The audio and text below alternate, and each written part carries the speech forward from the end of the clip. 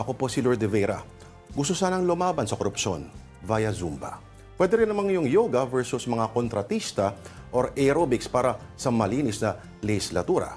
Pero kung ang gusto kong pakikibaka ay yung Pangulo pa talaga yung gustong sumama sa nakakasang mga kilos protesta. Kaya ang tanong nila, ano kaya ang isisigaw niya pag nagmarcha sa kalsada?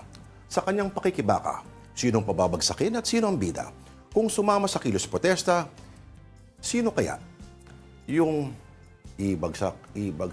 Tunay na only in the Philippines. Alright, ito na po ang Afternoon Delight.